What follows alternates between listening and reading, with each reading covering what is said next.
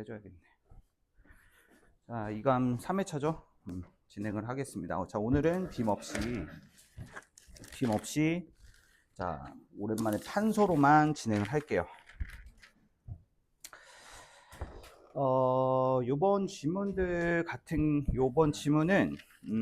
인문 지문은 뭐 요즘에 늘 어렵게 나오기 때문에 뭐 그렇게 뭐 특별한 느낌이 들진 않았을 것 같아요. 요거는 전에 말씀드렸듯이 정보들 간의 이양 독해를 얼마나 좀 꼼꼼하게 잘 했느냐가 정답률을 좌지우지했을 것 같고, 자, 그 다음에 마르코프 과정. 자, 마르코프 과정은 문제가 하나 조금 선택지 하나가 논리적으로 조금 논리성이 부족해가지고 제가 이강 게시판에 글을 올려놨는데 아직 답변을 못 얻은 상태예요. 11번에 3번 선택지. 왜? 11번에 3번 선택지는 사설인 걸 감안을 하고 보더라도 조금 근거가 부족하지 않나 이렇게 생각을 했고요. 자, 그 다음에 경제 지문 있죠. 요거는 문제가 좀 괜찮지 않았나. 지문도 괜찮았고 상당히 좀 좋았던 지문이었던 것 같아요. 전체적으로 좀 깔끔했습니다. 오늘 그리고 갑작스럽게 좀 공지사항이 있는데 제가 오늘 저녁에 좀 일이 있어가지고 오늘은 1부만 진행을 하고 2부를 목요일날 좀 따로 진행을 해야 될 것 같아요. 그래서 오늘은 독서만 먼저 좀 진행을 하고 목요일날 문학을 따로 좀 진행을 하는 식으로 좀 하겠습니다. 알겠죠? 죄송합니다. 개인적인 상황이 좀 있어서. 다음 주 화요일날 하는 게 아니고 다음 주에는 월요일날 진행을 합니다. 월요일날 진행을 할 거고 월요일날 6시 30분? 그때 진행을 할게요. 그 시간이면 무리가 없죠, 다들. 저도 화요일날 하면 여러분들 좀 부담이 있을 것 같아가지고 내가 학생 입장이어도 하기 싫을 것 같아. 맞지? 9시, 10시까지 하는 거 좀 에바일 것 같아. 자, 그리고 모의고사 특강 듣는 친구들에게 다 이제 그날 특전으로 제가 예열지문 다 드릴 테니까 월요일날 예열지문도 다 받아가시고 그렇게 하시길 바랍니다. 알겠죠? 그리고 제가 이거는 약속 드릴 수는 없는데 지금 수특의 내용들을 수특 독서 있죠. 독서 내용들을 지금 요약하고 있어요. 왜냐면 공부들을 진짜 안 하시더라고. 이게 내가 이제 국어 독서 비진행을 하면서 수특 전반적인 내용들 정리를 하고 나머지 지문들은 좀 정리를 하라고 숙제를 내주고 했는데 정리를 한 사람들의 비중이 20%도 안 되는 것 같아. 맞지? 어떻게 하겠어. 정리를 또 해줘야지. 맞지? 측은지심이 들어가지고. 근데 그게 제가 물리적으로 좀 시간이 좀 될런지는 모르겠어요. 아무튼 요즘에 시도는 하고 있는데 만약에 완성이 되면 그것도 드리겠습니다. 자, 독서론 보겠습니다. 독서론. 자, 독서론 볼게요. 지금 여기 어디까지 나오는지 한번 봐줘. 여기 나와? 여기까지 나와? 여기. 그리고 여기까지 나와? 너무 광각으로 잡았나? 글씨를 좀 크게 써야겠다.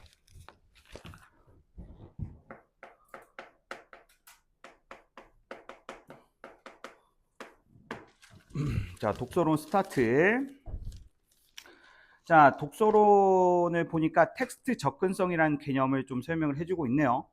자, 독해 포인트는 자, 글을 읽는 과정 속에서 자, 저번 시간에도 말했지만 독서론은 글 자체가 좀 전형적으로 내용이 구성되는 측면이 좀 있죠. 보시면은 첫 번째 문단에서 1문단에서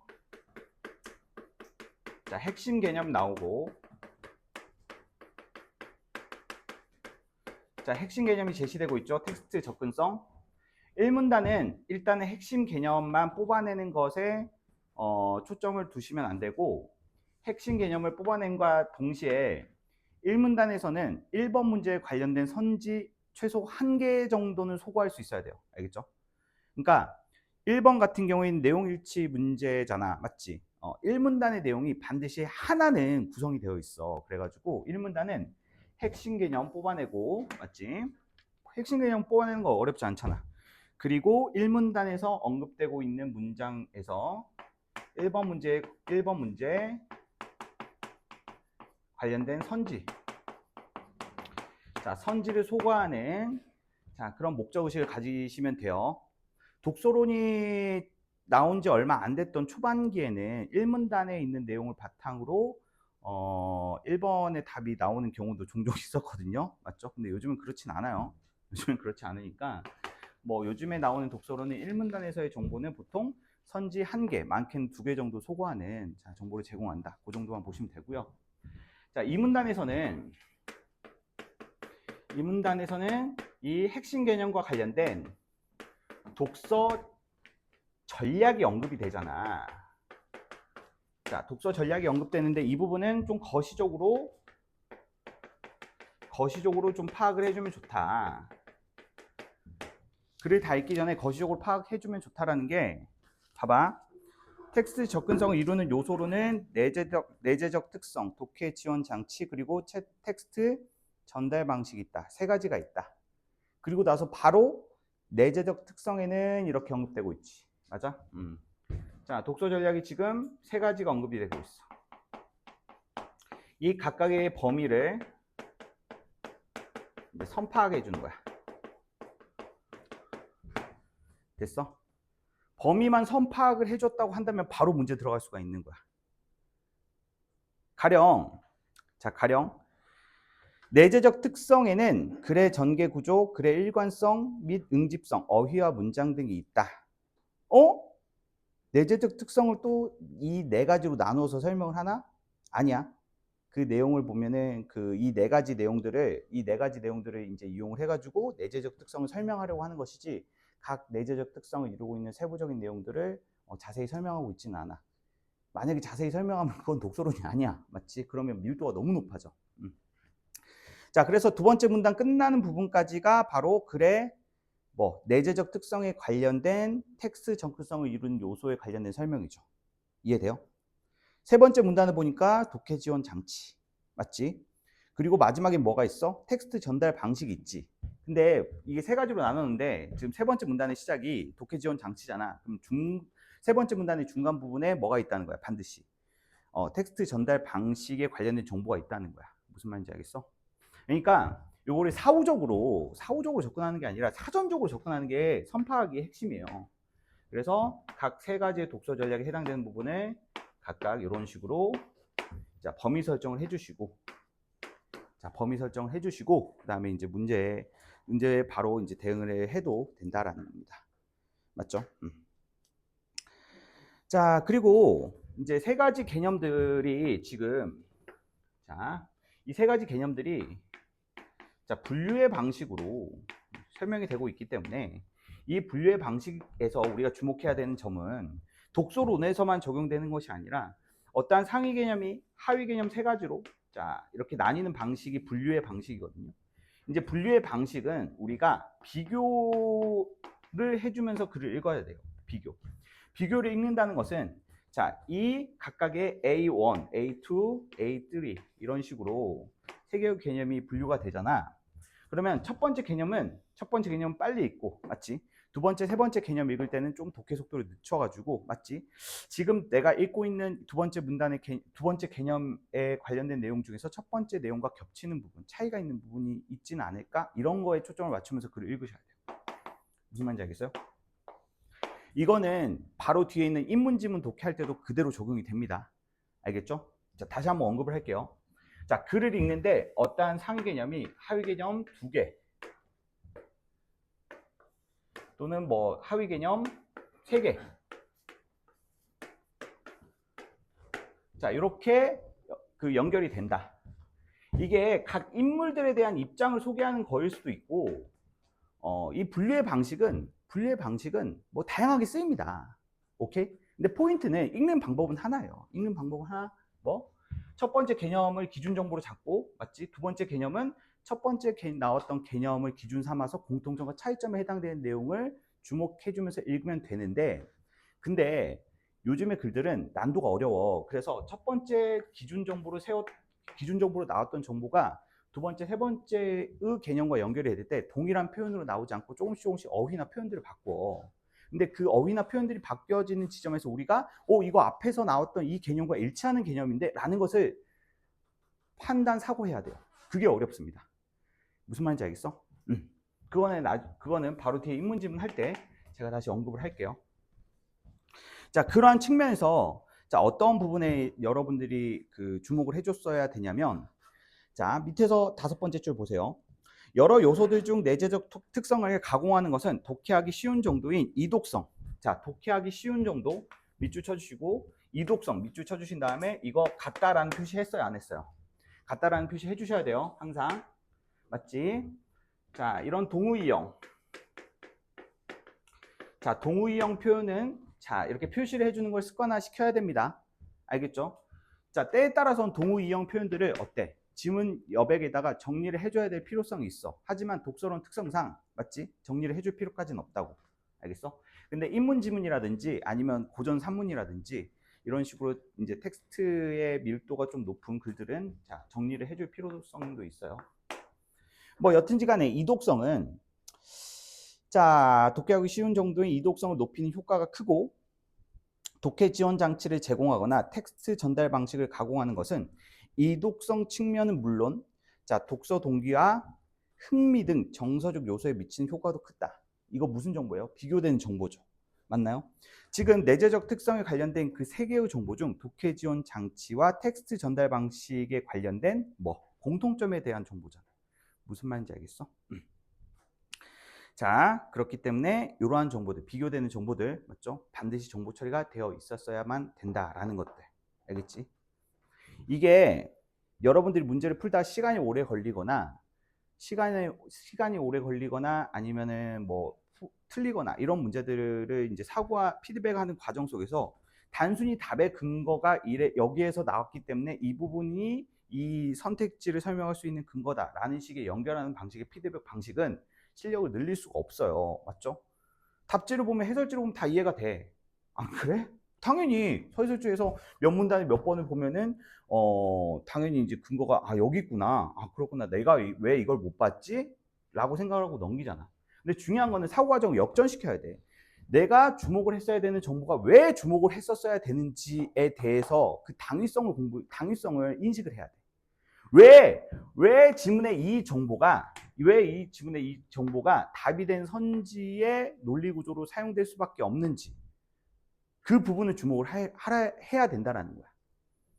중요한 정보와 중요하지 않는 정보. 여러분들이 문제 출제자라고 한다면 중요하지 않는 그 곁다리 정보를 가지고 답의 근거를 만드는 정보를 사용하고 싶겠어요? 그렇지 않겠죠. 자, 슬슬 우리는 유평을 분기점으로 해서 그 고난도 텍스트들을 이제 3주차, 4주차 그리고 6평 지나고 나면은 계속 수능 완성을 비롯해서 이제 고난도 텍스트들이 계속 정복해 나갈 거야. 그 과정 속에서 1등급 만점을 향해서 이제 공부를 할 건데 그 과정에서 필연적으로 사고해야 되는 부분들은 출제자의 의도를 이제 파악하는 거예요. 단순히 글을 읽는 능력, 정보를 분류하는 능력 이런 것들을 이제 체화시키는 단계가 있어야 되겠지. 그 단계를 거쳐서 여러분들이 지향해야 되는 지점은 이제는 출제 의도를 파악해야 되는데 결정적으로 답을 고르기 전에 최후의 사고방식으로 고려해야 되는 지점이에요. 내가 출제자라고 한다면 지금 이따위의 정보로 답을 만들까? 이런 것들. 맞지? 그랬을 때 정보 처리 과정에서도 우리가 주목을 해줄 수 있어. 독해의 흐름을 쭉 보고 있는데 막 독해가 이루어지고 있는데 이 정보 갑자기 변주가 나타나네? 이 정보 앞부분과 비교되는 지점이네?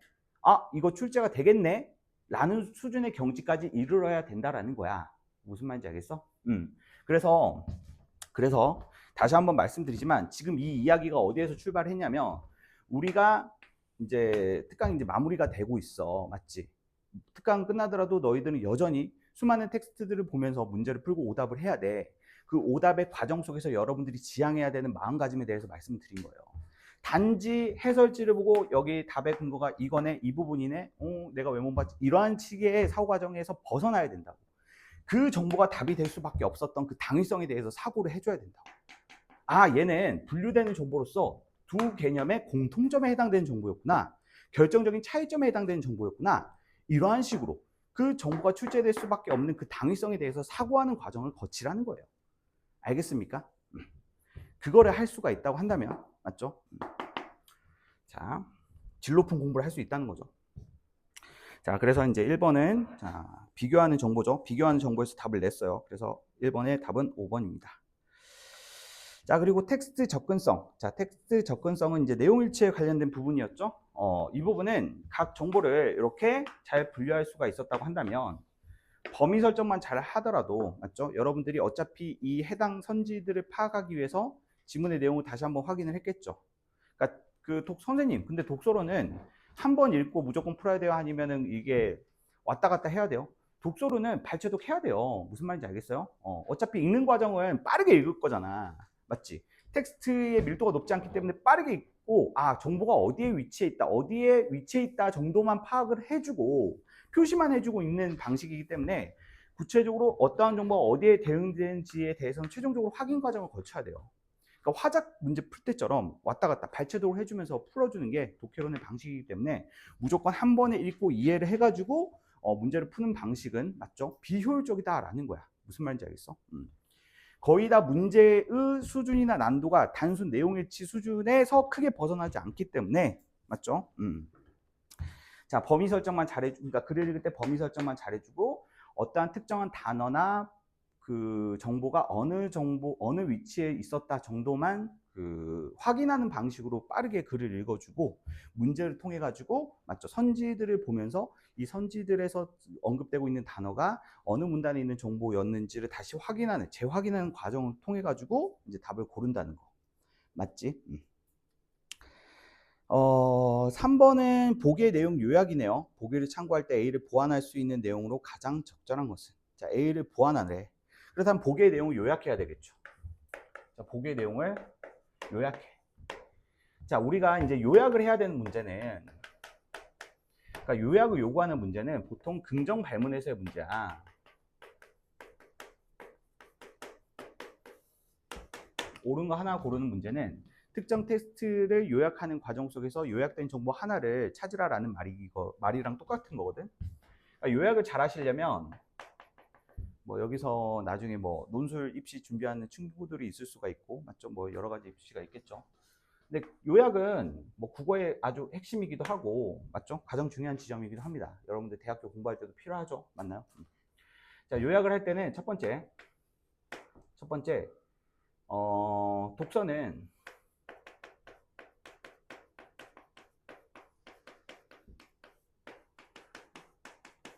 독서는 장문의 역순이라는 생각을 해주시면은 요약을 해주기가 한결 편해져. 장문이라는 건 뭐야? 글을 쓰는 거지. 글을 쓰는 과정의 정확히 역순이 바로 독서의 과정이야. 최초의 글쓴이가 도대체 무슨 생각으로 이 글을 썼을까? 그 글을 쓴 사람의 의도를 파악하는 과정이죠. 맞나요? 단순히 정보가 나열된 게 아니라 지금은 왜 이거를 이제 요약의 관점으로 접근을 하냐면, 이거는 특정한 사람의 사견, 주장을 나열해 놓은 것이기 때문에 그런 거예요. 무슨 말인지 알겠어요? 자, 그렇기 때문에 훌륭한 텍스트란 무엇인가에 대해서 이제 보기의 내용은 어떠한 자기의 사견, 주관을 말하는 내용이죠. 무조건 의도가 있고 방향성이 있다는 거예요. 방향성이 있다는 거. 맞지? 그래서 읽는 과정 속에서 도대체 이 사람은 어떠한 메시지, 어떠한 하나의 메시지를 전달하기 위해서 이 글을 썼을까에 대한 목적의식 가지고, 자, 두 번째. 자, 중심과 뒷받침 문단. 구분하는 거야.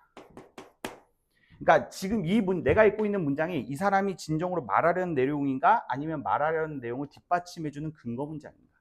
이걸 이제 판단을 해줘야 돼.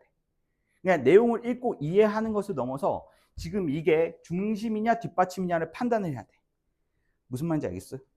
자, 그렇다면 봐봐. 훌륭한 텍스트는 필자가 말하고자 하는 중심 내용은 물론 이를 뒷받침하기 위한 내용까지 풍부하게 담고 있다. 이게 중심 문장이야? 아니지. 단순한 사실 나열이잖아. 일반적인 진술이잖아. 일반적인 진술은 어때? 중심 문장이 될 수가 없다라는 거야. 무슨 말인지 알겠어? 자, 그랬을 때 중심 문장에 해당되는 내용들을 읽으면서 판단해야 돼. OX 이런 식으로. 알겠죠? 자, 정보가 향하는 방향을 볼까요? 자, 훌륭한 텍스트는 필자가 말하고자 하는 중심 내용은 물론 이를 뒷받침하기 위한 내용까지 풍부하게 담고 있다. 중심 내용을 뒷받침하기 위해 관련 사례를 다루기도 하고 때로는 이해를 돕기 위해 비유적인 방식을 동원하기도 한다. 자, 독자는 이러한 것들을 통해서 중심 내용을 파악하려고 하되 부족한 경우에 별도의 자료를 제공받거나 외부 자료를 직접 찾아볼 수도 있다. 그런데 말하고자 하는 바를 드러내기 위해서는 이러한 표지가 활용될 수밖에 없죠. 맞나요? 보통의 상황은 이런데 텍스트에 제시된 예시 자체를 구체적으로 보여주는 데만 그치거나 글의 사소한 지점에 대한 흥미를 자극하기만 한 자료들은 어떻게 될 수밖에 없다. 효율적인 독서를 발행해야 할 수밖에 없다.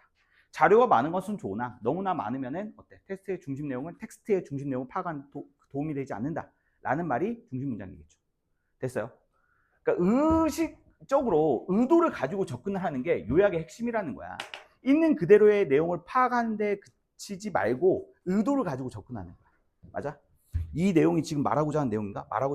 OX 이렇게 끊임없이 판단을 하는 거야. 됐어? 자, 넘길게요.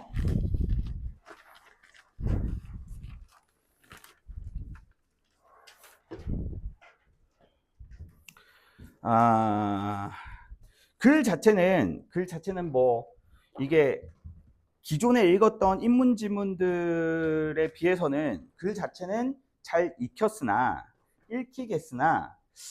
근데 글을 다 읽고 문제를 푸는 과정에서는 맞죠? 글의 내용을 다시 확인하는 그런 식으로 시간이 오래 걸리지 않았을까. 사실 이게 연계지문이긴 한데 연계율을 좀 체감할 수는 없었을 것 같아요. 맞죠? 자, 이 인문지문에서 제가 가르쳐 드리고 싶은 내용은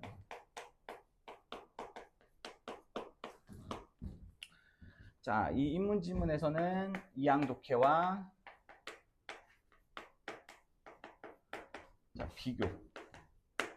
자, 이항독해와 비교의 관점에서 자, 4 곱하기 4 매트릭스 표를 작성해서 정보를 정리하는 방식에 대해서 좀 언급을 하겠습니다. 자, 여러분들이 그러니까 비교를 해주시면 돼요. 여러분들이 이 글을 읽으면서 실제 이 글의 내용을 다 이해하는 데까지 걸렸던 시간, 문제 푸는 데 걸렸던 시간, 그리고 그에 비례한 정답률, 맞지? 이런 것들을 계산을 해서 지금 이 방식이 효율적이라고 판단이 되면은 나중에 이러한 글들을 읽을 때 한번 적용을 해서 정보를 이해하는데 좀 사용을 해보시기 바랍니다. 자, 여기서 우리가 인문지문들이 이제 그 애초에 우리가 시간을 10분 내에 풀 수 없다는 것은 이미 알고 있잖아. 맞지? 10분 내에 풀 수 없다는 걸 이미 알고 있기 때문에 무엇보다도 일단은 거시독해가 중요하다는 점을 제가 저번에도 강조 드렸어요. 맞죠? 가에서 첫 번째 문단, 나에서 첫 번째 문단 이렇게 거시독해의 내용을 좀 거시적으로 좀 바라봐야 된다라는 내용을 좀 강조 드렸는데 자, 오늘 수업은 좀 더 구체적으로 말씀드리겠습니다. 이 거시독해라는 것은 자, 정보의 배치를 선 확인하는 거야. 정보의 배치를 선 확인하려면 맞죠? 1문단을 읽고 글의 전개 방식을 예측할 수가 있어야 돼. 무슨 말인지 알겠어? 자, 거시독해하는 과정은 1문단 독해를 했을 때 두 가지만 파악하면 돼. 핵심어, 그 다음에 전개 방식. 자, 두 개를 털어주는 거야. 핵심어랑 전개 방식. 자, 여기서 첫 번째 문단에서 핵심어는 바로 뭐겠어? 대래의 논쟁이야. 대래의 논쟁. 대래의가 정확히 파악이 안 되더라도 쫄지 마. 알겠어? 그러니까 모르는 단어가 핵심어로 나올지라도 어차피 내가 모르면 다른 사람들도 몰라. 무슨 말인지 알겠어? 그러면 정보에 이제 그리고 이 생각을 해야 돼. 이 특정 개념을 아는 것만이 문제풀이의 결정적인 근거로 작용하는 경우는 없어. 공평한 시험이야. 무슨 말인지 알겠어? 뒤에서 분명히 후술될 거야. 그걸 내가 놓치지 않고 찾아내기만 하면 된다라는 마인드야. 조급해지는 순간 내가 평상시에 처리해야 되는 정보도 처리 못해. 알겠어? 그러니까 어떠한 상황에서도 쫄지 않는 게 중요해. 어차피 다 설명되어 있다라는 마인드로 가는 게 중요하다는 거야. 그리고 이제 전개 방식을 이제 예측을 해봐야 되는 건데 전개 방식은 보통 1문단의 마지막 문장에서 전개 방식이 어느 정도 예측이 돼요.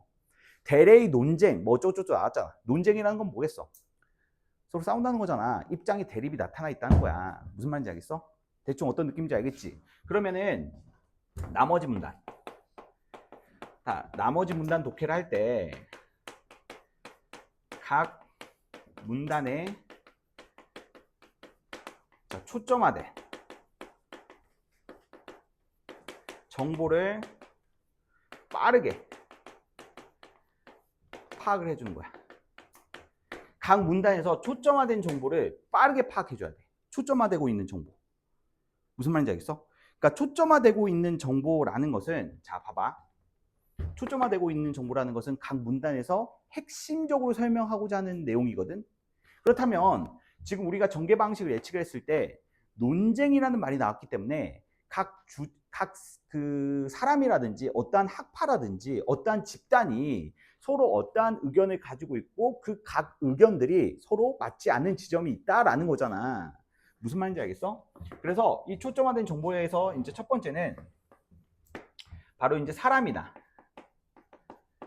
집단에 대해서 언급이 되었다. 그러니까 사람이나 집단에 대해서 언급이 되었는지 여부를 확인하는 거야. 사람이나 집단에 대해서 언급이 되는 건지. 맞지? 자, 그리고 또 개념어 언급. 개념어들만 빠르게 훑어주는 거야. 개념어라고 하면 쉬워. 작은 따옴표로 제시되는 게 개념어야. 무슨 말인지 알겠어? 작은 따옴표로 제시되는 그 개념어 같은 경우에는 그 지문에서만 특징적인 의미를 갖는다는 것을 의미하는 정보라고 볼 수가 있어. 맞아? 이 지문에서만 하이라이팅을 가지고 있는 정보라고 볼 수가 있겠지. 됐어? 자, 개념 사람이나 집단에서 언급하는 부분. 맞지? 자, 그리고 세 번째로는 접속 표지 확인.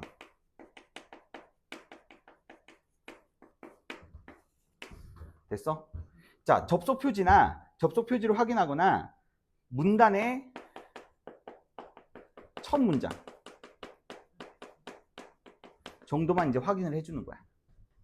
됐어? 줄이고 줄였거든? 되게 심플하게 줄이고 줄인다고 해서 줄인 거야. 이 세 가지 정도만 빠르게 파악하는 거야. 그러니까 가령 그런 거지. 대레이 논쟁이 나왔어. 맞지? 자, 그래서 이제 첫 번째 문단에서 두 번째 문단에서 그 초점화되고 있는 정보를 봐야 돼. 초점화되고 있는 정보는 명나라 효종? 이 사람의 정보? 아니야. 자, 중간에 보시면 양정화는 해가지고 양정화라는 인물이 나왔지. 양정화는 자, 이 무엇으로 보았다. 그러니까 단순히 사람만 나왔다고 해가지고 그 사람을 초점화된 정보로 보면 안 되고 어떠한 주장을 펼치는 사람을 찾으면 돼. 그렇다면 그 사람과 연결되는 서술어를 보면 되거든. 무슨 말인지 알겠어? 그러니까 예를 들어서 명나라 효종이 사망했어. 명나라 효종은 사망했어. 사망한 사람은 중요하지 않아. 맞지? 죽은 사람은 중요하지 않아. 그렇다면 그의 아들 무종 사망하자 그 무종의 사촌 동생이 세종이 제위를 이어받았다. 제위를 이어받았다. 이런 것들은 뭐야? 단순한 사실이잖아. 이런 것들은 중요하지 않아. 논쟁이기 때문에 우리는 논쟁이란 말을 읽었기 때문에 어떠한 것에 대해서 이 어떠한 특정한 사안에 대해서 어떠한 내용을 주장하는 사람의 입장, 맞지? 그 주장하는 사람이 누구인지를 파악을 해야 된다는 거야. 그랬을 때 빠르게 사람 이름 읽고 서술을 읽으면서 이거는 이 양정화라는 사람이 뭔가를 주장했구나 정도만 파악을 하는 거야. 이 정도는 빠르게 파악할 수 있다 이거야. 알겠어? 그리고 나서 어떻게? 넘어가라는 거야. 넘어가라는 거야. 그 다음 문단으로 넘어가. 자, 개념어들 그 중간에서 개념어인 어때? 황고라든지 개통이라든지 개사라든지 효나충 이런 단어들은 가볍게 체크 또는 밑줄 해주면서 맞지? 넘어가주면 돼. 쓱 훑으면서 가는 거야. 쓱 안녕 인사만 해주는 거야. 응 안녕 막 이러고. 자, 그 다음에 그 다음 문단 가는 거야. 그 다음 문단 가면서 이제 접속 표지나 각 문단에 이제 첫 문장 확인해 주는 거야. 그와 달리라는 말이 나왔지. 그러면 예측해 볼 수 있어. 자, 그와 달리라는 것은 위에서 언급됐던 그 사람과 지금 우리가 읽고자 하는 세 번째 문단이 서로 대립되는 관점이라는 거야. 무슨 말인지 알겠어? 대립되는 관점이야. 그와 달리 장총 바로 나오고 있지. 그럼 장총은 양정화랑 대립되는 정보구나. 맞지? 대립되는 정보구나. 그 정도만 파악을 하고 어때? 넘어가면 되는 거야. 자, 한편 그 논지를 전환시키는 거죠. 맞죠? 한편 보니까 사람 이름 나오는지 봐야지. 모기령이라는 사람이 나오네. 모기령. 자, 모기령은 앞서 위의 논쟁과는 좀 다르게 맞죠? 어떠한 전제 조건이 있다는 정보를 확인해 볼 수 있을 거예요. 맞죠? 자, 전제 조건이 무엇인지는 파악이 안 되더라도 이 모기령이라는 사람까지만 언급이 됐다 정도만 파악을 하더라도 그 거시독해는 끝나는 겁니다. 그러면은 가에서는 자 대레이 논쟁에 관련해서 자 누구냐 양정화라는 사람과 장충이라는 사람은 어때? 서로 반대되는 입장을 가지고 있고 거기에 플러스 모기룡이라는 사람이 있는데 총 3명이 등장하는구나. 맞지? 그리고 독해 전략을 세울 때 자 얘네들의 입장을 비교해 줘야 되는 거잖아. 그러면은 첫 번째 정보를 주의 깊게 읽는 게 아니라 첫 번째 정보는 그냥 빠르게 이제 읽어주는 게 핵심이고 두 번째 정보서부터 어때? 독해 속도를 의식적으로 낮추고 앞부분의 정보랑 비교해 가면서 꼼꼼히 읽어주는 게 핵심이야. 알겠어? 이게 이제 독해의 완급 조절이라 볼 수가 있는데 그런 식으로 해가지고 차근차근 비교해 주는 거야. 맞지? 여기서 시간이 조금 오래 걸리더라도 상관이 없어. 어차피 우리가 비교를 제대로 한 정보들은 선지에서 답의 근거로 작용이 될 거니까. 됐어? 한 번 읽더라도 제대로 읽어야 되는 게 독서론의 핵심이야. 아니 독서론이란다. 이 세트 지문의 핵심이야. 너희들도 이제 느껴봤을 거야. 시간을 시간대로 투자를 했는데 정답률도 안 나오는 이 개쓰레기 가성비 지문. 맞아? 이제 거기에서 벗어나려면 정확한 독해 전략을 가지고 가야 된다라는 거죠. 자, 그 다음에 이제 나의 글을 읽어. 이제 나의 글을 읽는데 비슷한 방식으로 가는 거야. 자, 나 글도 이제 가글을 그렇게 읽었어. 그럼 나 글도 이제 비슷한 방식으로 가되 나 글에서 여기서 이제 나로 들어가는 거죠.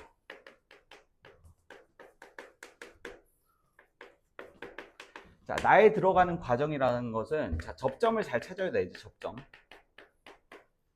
어떻게 이어지고 있는지에 대한 접점 파악만 해주고 나머지는 동일하다고 볼 수가 있어. 접점 파악. 오케이?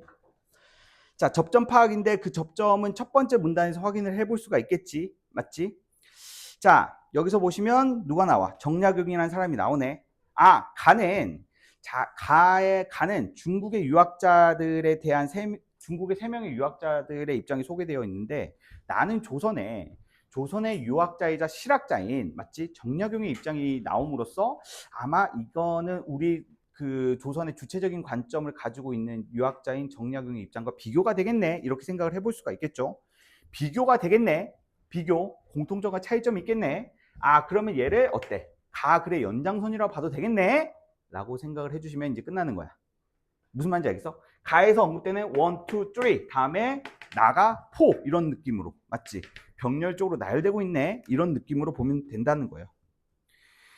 자, 그리고 중간에 이제 기의 예송이란 말이 나오죠. 이건 정약용이 바라보고 있는 기의 예송의 관점을 자, 이건 이양독해 해주면 되겠죠.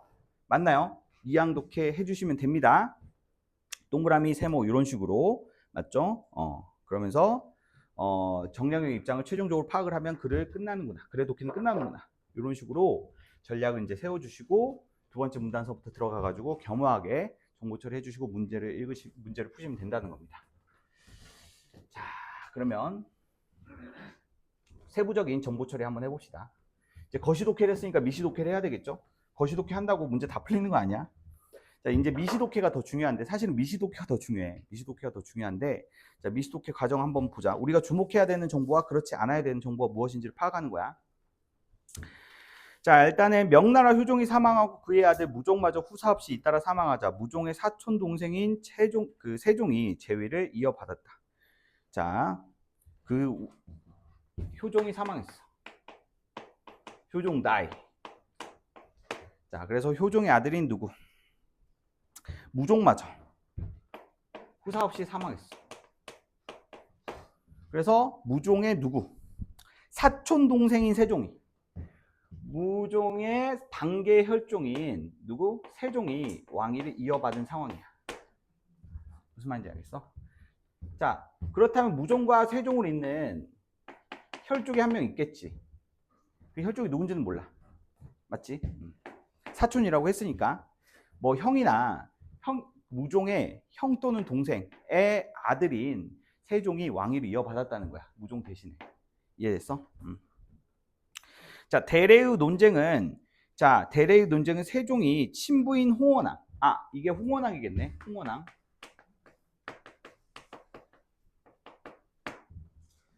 자, 친부인 홍원왕을 어떠한 예로 대해야 되는지에 관련된 것이었다. 자, 애매하겠지. 그러니까 세종은 홍원왕의 자식이야. 근데 이제 홍원항행과 형제 관계에 있었던 무종이 후사가 없이 사망한 상황에서 자, 세종은 무종을 이어서 재위를 이어받게 되었는데 황제의 자리를 물려받게 되었는데 세종 입장에서는 맞죠? 자기는 홍원항의 직계 혈통이지만 맞지? 지금 무종의 뒤를 이어서 황제의 제의를 제수받았기 때문에 그러면 무종의 혈통을 따라야 되는지 홍원항의 혈통을 따라야 되는지에 대한 문제가 발생했다는 거야. 무슨 말인지 알겠어요? 자, 그래서 양정화는 형이 죽으면 동생이 있는다는 형종 제급의 원칙에 따라서 자, 여기서 이제 시작을 할 거야. 이 부분에 대해서 세종이 홍원항을 어떻게 대우해야 되는지에 따라서 자, 세 명의 입장이 나뉜다는 거야. 첫 번째, 양씨. 형이 죽으면 동생이 있는다는 형종제급. 자, 형종제급 동그라미. 자, 얘는 형종제급에 해당된다라는 거야. 맞지? 자, 세종이 효종의 제위는 물론 혈통까지 이어받은 것으로 본다. 자, 형이 죽으면 동생이 있는다. 자, 세종은 효종을 황제의 돌아가신 아버지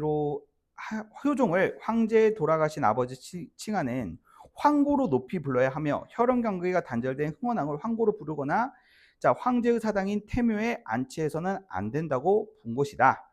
자, 여기서 양은 각각 무종과 홍원왕에 대해서 어떻게 이제 그 대응을 했었어야 했는지에 대해서 언급을 하고 있는데 무종왕을 어떻게 불러야 된다? 황제 잠시만.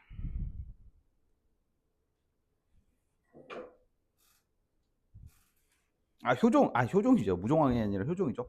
효종을 황제의 돌아가신 아버지를 칭하는 황고로 높이 불러야 하며 혈연 관계가 단절된 흥원왕을 황고로 부르거나 맞지? 자, 뭐에 앉혀서는 안 된다? 그렇지. 태묘에 앉혀서는 안 된다. 그러니까 이 정보가 향하는 지점 볼게요. 황고로 불러서도 안 되고 태묘에 안치해서는 안 된다라는 것은 홍원왕을 뭐로 취급해서는 안 된다? 황제로 취급해서는 안 된다라는 거야.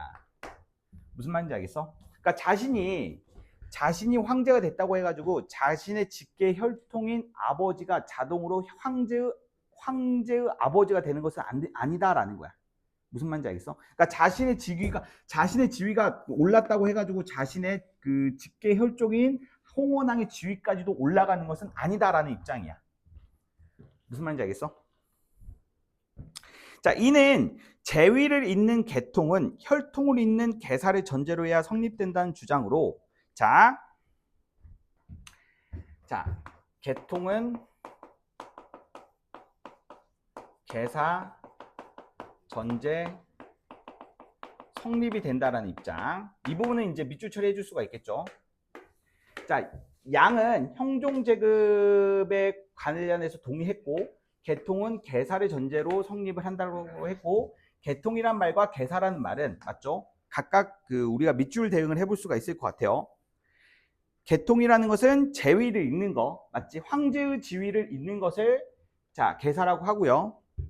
계통이라고 하고요. 그 다음에 혈통을 잇는 것은 계사라고 하는데 이렇게 직위를 잇는 것을 계통이라고 하고 요 지위를 따르는 것을 자 계사라고 하는데 그러니까 일반적인 계사는 바로 자 혈통을 잇는다는 것을 의미하는 건데 사실 혈통을 잇는다는 것은 홍원왕의 혈통을 잇는 거잖아. 실질적으로는 맞지? 근데 이 계사의 개념을 어떻게 적용하는 거야?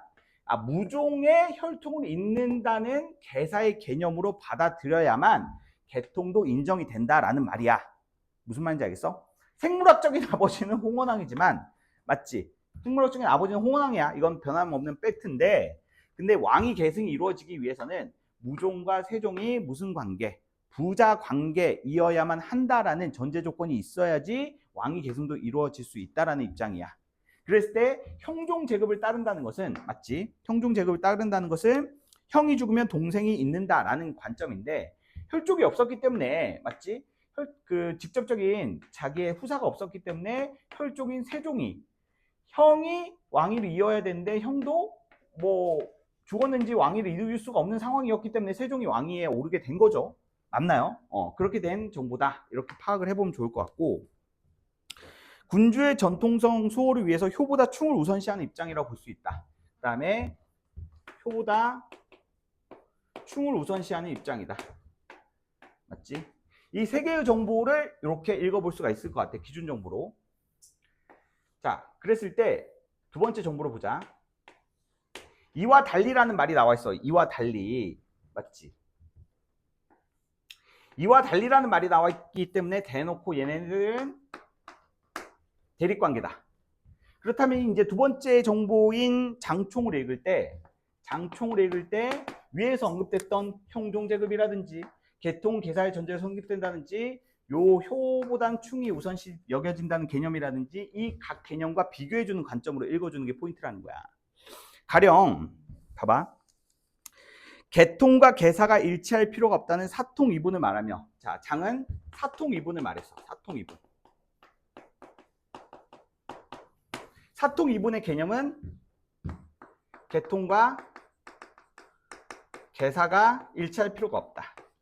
맞지? 그러면 자연스럽게 위에서 언급됐던 이 계통은 계사를 전제로 성립한다는 말은 무슨 말이야? 계통과 계사가 일치한다는 말이고 맞지? 이 말은 즉슨 얘는 사통이분이 성립되지 않는다는 말로 이해를 해볼 수가 있다는 거야. 이해했어? 그러니까 연결을 시켜주는 거야. 됐지? 세종이 무종으로부터 제위만을 이어받았을 뿐 혈연적 지인까지 물려받은 것은 아니라고 주장했다. 자, 효를 중시하는 관점에서 효를 중시하는 관점이래. 그럼 얘는 효가 충보다 더 중시되는 관점이라 볼 수가 있겠지. 됐어? 효종의 양인 흥원왕을 황고로 부르면서 자, 흥원왕을 황고로 불렀어. 맞지? 얘는 이 관점에서 흥원왕을 황고라고 불렀어. 자, 황고라고 부르면서 자, 태묘에 들어가지는 못할지라도 별묘를 세워 모실 수 있다는 것이다. 얘도 태묘까지는 아닌데 자, 별묘는 묘실 수가 있다. 별도로 묘지를 만들어서 자기 아버지를 모실 수 있다라고 주장을 한 거야. 자, 20년간 이어진 이 논쟁은 세종이 흥원왕을 태묘에 안치하고 그런 거 없어. 우리 아버지 내가 황제니까 우리 아버지도 황제야 이러면서 그냥 마무리가 됐대. 됐어? 역시 왕이 깡패죠. 자, 그러면서 그 태묘에 안착하고 황제의 칭호까지 부여함으로써 일단락 되었어. 맞지? 신하들의 이러한 논의가 무색하게 그냥 왕이 지 멋대로 하고 끝냈다는 거야. 자, 이와 달리 세 번째 묘기령에 관련된 정보만 봅시다. 한편 청나라 유학자들은 유교 질서 회복을 위해서 경전들을 전체적으로 살피면서 재해석하는 경학에 관심을 가졌어. 자, 이 세 번째 정보의 전제 조건은 얘네들은 경학의 관점에서 자, 경학의 관점을 담고 있다는 게 세 번째 정보의 전제 조건이죠. 경학도 체크해 주시고 자, 묘기령의 입장까지 보면은 자, 형종 제급의 원칙은 친형제에게만 적용되는 것이므로 근거로 삼을 수 없다. 자, 얘는 형종 제급을 반대했죠. 오케이? 자, 그리고 사통이분 또한 비판하면서 얘는 사통이분 또한 비판을 했어. 맞지? 세종이 제위를 이을 근거는 부족하지만 무종으로부터 제위를 이어받은 것은 엄연한 현실이므로 세종을 무종의 후사로 보아야 한다고 지적을 했어. 자, 세종이 제사 등 예법의 측면에서 무종을 황고라고 부르며 자, 아버지로 받들여야 된다고 본 것이다. 자, 이 말은 자, 무종을 자, 황고라고 부르며 자, 무종을 뭐라고 칭해야 된다? 아버지라고 본 것이다. 새로운 입장이죠. 새로운 입장이라는 것은 무종을 뭐로 취급해라라는 거야? 친아버지처럼 취급을 해야 된다라는 거야. 무슨 말인지 알겠어? 자, 그런데 모기령은 친부로 섬기는 일인 존칭은 자, 개통과 별개의 원리이므로 자, 존칭과 개통은 별개라. 그러니까 여기서 존친이라는 것은 맞죠? 개사의 개념과는 다른 거야. 맞지? 존친이라는 것은 자, 친부로 생각하는 거야. 친부. 낳아주진 않았지만 진짜 아버지처럼 생각한다는 거야. 뭐 생각만 그렇게 하는 건지 아닌지 뭐 이런 것까지는 알 필요는 없고. 그러니까 존친이라는 개념은 위에서 언급됐던 개사의 개념과는 좀 구분해서 사용을 해야 된다는 점. 자, 흥원왕 역시 황고로 칭하며 별묘를 세워 추존해야 된다고 주장을 했다. 자, 흥원왕 역시도 황고로 칭하며 자, 그 다음에 별묘로 세워서 취급을 해야 된다고 주장을 했어. 그러니까 얘는 두 개의 입장을 절충하는 거라고 볼 수가 있겠네. 그러니까 양과 장을 절충하는 게 모기령의 입장이다라는 것을 확인해 볼 수 있어. 그러니까 무종도 이제 황고라고 칭하고 자기 아버지도 황고라고 칭하는 것은 맞죠? 자, 그 말은 뭐냐면 존친과 개통은 별개니까. 맞지? 존친은 존친대로, 개통은 개통대로 이렇게 따로따로 가정일과 가정사하고 맞지? 가정사하고 그리고 또 그 공적인 그 공무하고 어떻게 구분을 해가지고 접근을 해야 된다라는 입장을 보여줬던 게 모기령의 입장이다. 됐어? 자, 바로 이제 나의 글을 이제 연결을 시켜보자. 17세기 조선에서는 서인과 남인의 두 당파로 나누어 예에 대한 논쟁인 예송이 두 차례 일어난 바가 있대. 정약용은 예송이 발생한 후 한 세기가 지났음에도 여전히 그로 인해 야기된 정치적 갈등이 첨예해서 유교 질서가 무너지고 있다고 주장을 하면서 무엇을 주장을 했다? 경전을 중심으로 하는 경학을 통해서 그 갈등을 풀어보고자 했대. 얘도 전제가 뭐야? 전제가 경학이야, 경학. 자, 경학을 통해 가지고 이제 정약용이 이 예송 논쟁에 대한 입장을 풀어내려고 했대. 자, 정약용은 먼저 명나라에서 벌어진 대레이 논쟁에 대해서 자, 이 각각의 유학자들이 언급했던 것을 살피면서 자기의 입장을 펼쳤다라는 거죠. 자, 그러면 요약되는 정보 한번 봅시다. 자, 사통 이본을 비판했어. 얘도 비판했어. 맞지? 자, 비판을 하고 자, 그리고 또 자, 명나라 세종 무종의 후사로서 제위를 이어받은 것이므로 제사와 예법 등과 관련해서 무종을 아버지로 받들어야 한다고 보았어. 자, 이는 모기령의 입장과 유사하지만 자, 그 근거는 달랐다라는 거야. 맞지? 그 근거가 달라진 부분은 후사가 될 자격을 갖추지 못했지만 후사가 될 현실을 인정해야 한다는 모기령 입장에서 정약용은 학문적 근거가 없다고 보고 형종 제급의 원칙으로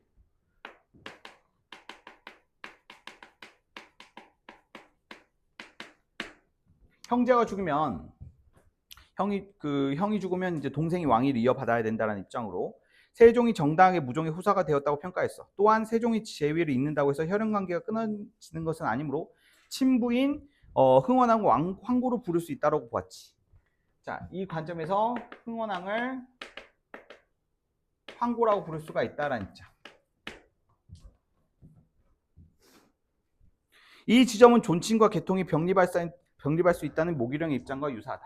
이 말은 자, 존칭과 개통은 별개의 것이므로 존칭과 개통이 별개의 것이라는 것은 존칭과 개통이 병립할 수 있다는 입장이고 이 말에서 존칭과 개통이 별개라는 것은 이 두 것이 병립 같이 존칭은 존칭대로 개통은 개통대로 존재할 수 있다는 입장인 거고 무종은 무종대로 흥원왕은 흥원왕대로 맞지? 자, 각각 대우를 해주는 방식의 입장을 취하고 있었다라는 거야. 그러니까 여기서 이제 숨겨진 정보는 3번하고 4번은 여기서 우리가 알 수 있는 3번하고 4번의 공통점은 흉과 효를 동시에 실현시키려는 시도다라는 것을 알 수가 있다라는 거야. 무슨 말인지 알겠어? 그러니까 제위를 계승해야 된다는 충의 관점과 그리고 아버지에 대한 정체성을 잊지 않는다라는 그 효의 관점을 적절하게 병립시키기 위해서 사고를 내었다 이렇게 생각을 해볼 수 있어. 얘하고 얘는 둘 다. 자, 그렇다면 이 관점이 그대로 예속 논쟁에 관련된 정약용의 입장으로 연결이 될 텐데, 자, 기회 예송에 관련해서는 자,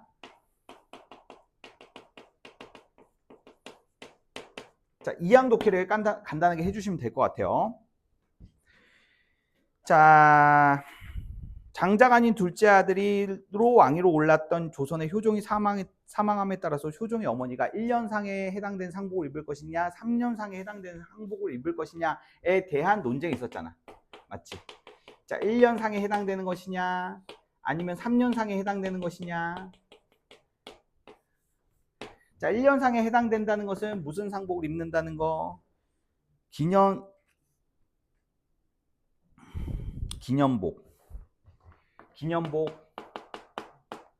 얘는 참체복. 맞지? 자, 기년복을 입는다는 것은, 자, 이것은 이 가족끼리의 상에 해당되는 일이라고 판단을 했기 때문에 가족끼리 상에서 입는 상복을 입었다라는 것을 의미하고요. 맞죠? 참체복을 입는다는 것은, 자, 자기의 아들이 죽은 것이 아닌, 맞지? 왕이 죽었다는 그 관점에서 자기가 신하의 관점으로, 맞지? 신하의 관점으로 왕의 죽음에 대해서 애도하는 관점으로 3년상을 치른다는 거니까, 자, 이거는 신하의 관점으로 입는 옷이라고 볼 수가 있겠죠. 그래서 각 키워드들을 각 기호로 연결을 해주는 게 포인트였다. 됐어? 근데 여기서 이제 정약용의 입장을 네모라고 본다면, 정약용은 자, 조대비가 가족의 예를 따라야 한다고 보면서, 가족의 예를 따라야 된다라고 보면서, 자, 그렇다면 가족의 예를 따라야 된다라고 보면서 그러면 1년상을 주장했다는 거죠. 1년상을 주장하면서도 옷은 무엇을 입어야 된다? 참체복을 입어야 된다라는, 자, 두 개의 입장을 자, 주장을 했어. 이 말은 뭐냐면 충과 효를 동시에 실현시켜야 된다라는 그 입장과 맞닿아 있다라고 볼 수가 있겠죠. 맞아? 효와 충을 동시에 실현시켜야 된다. 자, 이것의 이제 근거 정도만 파악을 해보면 이제 끝나는 거라고 볼 수가 있는데, 이 두 개의 근거는 바로 뭐냐면 신하들이 참체복을 입고 가족이 더 낮은 등급의 상복을 입으면 가족 관계가 군신 관계보다 소원함을 나타낼 수 있다는 것이다. 자, 만약 자, 1년상에 해당되는 기년복을 입는다고 한다면, 맞지? 자, 만약 기년복을 입으면, 자, 그러면 가족 관계가, 자, 소원하다라는 것을, 자, 가족 관계가 그 신하와 왕의 관계보다 더 멀다라는 것을 공개적으로 보여준 느낌이기 때문에, 맞지? 가까운 사이일수록 더 극진하게 대해야 된다라는 것이 예의 관점이라고 생각을 해가지고 가족끼리도 어때? 자, 가족끼리도 그 예를 다한다는 느낌에서 참체복을 입어야 된다라고 두 주장을 양립시킨 의견을 내놨다라는 거예요. 자, 다시 한번 설명을 하면은, 신하들이 참체복을 입고 가족이 더 낮은 등급의 상복을 입으면 가족 관계가 군신의 관계보다 더 멀다라는 것을 나타낼 수 있다라는 거야.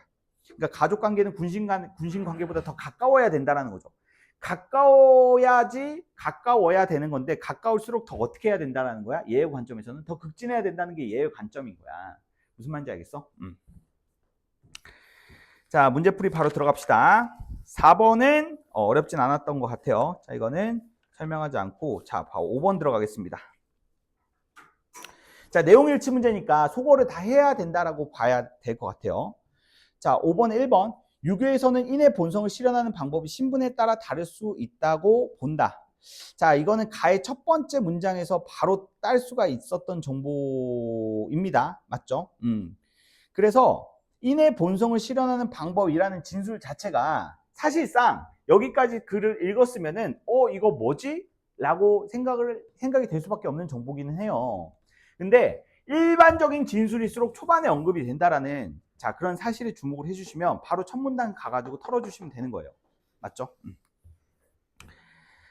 자, 그 다음에 2번. 충과 효는 유교사회의 근간이지만 현실에서 때때로 충돌하여 논란을 빚기도 한다. 자, 글 전체가 효와 충의 충돌이죠. 맞나요? 3번 명나라 세종이 친부를 어떤 예로 대해야 되는지에 대한 논쟁은 청나라 유학자들에 의해서 재검토되었다. 이거는 뭐야? 거시독해 관련된 글이죠, 거의. 4번 조선에서 두 차례 예송을 통해서 첨예하게 나타난 정치적 갈등은 한 세기까지 넘어서 이어졌다. 이것도 어때? 일반적인 진술이죠. 그렇기 때문에 나의 첫 번째 문단 가가지고 털어주시면 돼요. 그러니까 그 사실관계 일치불일치에 관련된 내용을 볼 때 일반적인